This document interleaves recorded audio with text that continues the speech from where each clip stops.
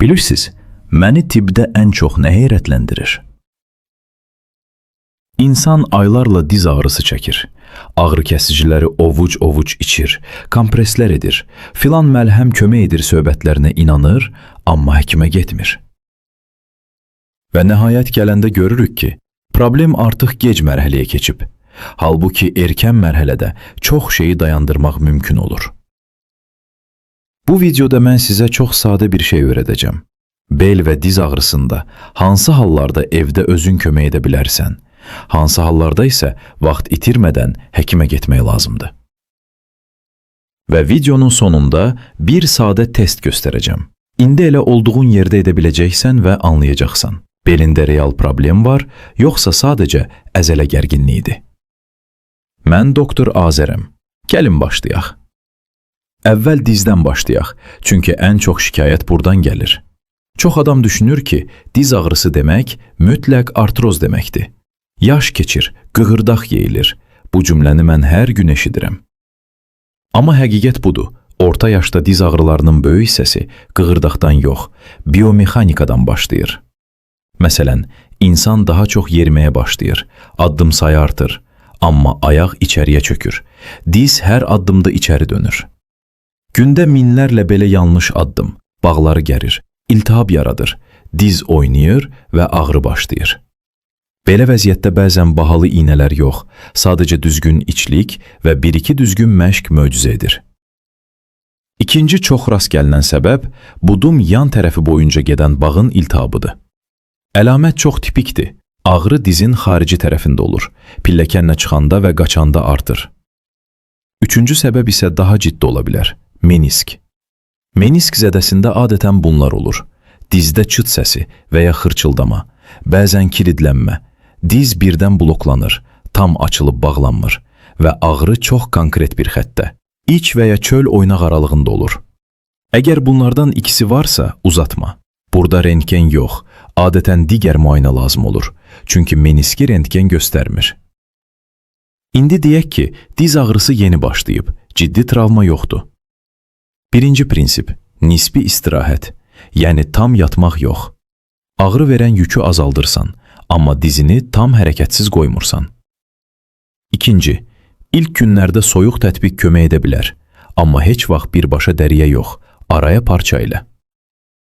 Üçüncü, elastik bandaj bəzən faydalıdır, amma onu gecə taxıb yatmaq lazım deyil. Dördüncü və ən effektli hissə, düzgün məşq.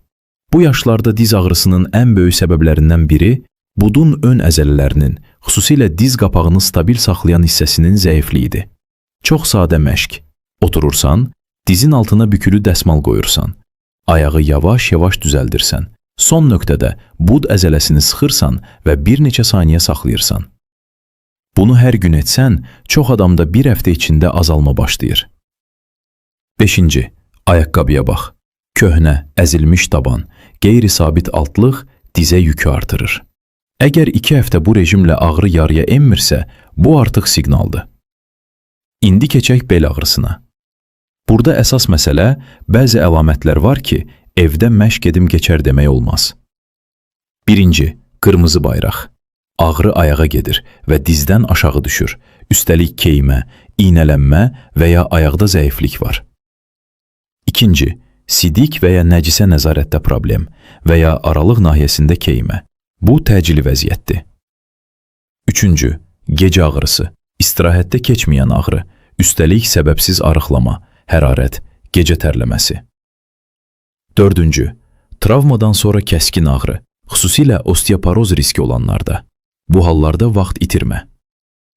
Amma bel ağrılarının böyük hissəsi non-spifikdir. Əzələ, bağ, kiçik oynaqların yüklənməsi və spazmı. Və burada özünə düzgün kömək etmək mümkündür. Birinci, hərəkət. Yataq rejimi bel üçün çox vaxt işi uzadır.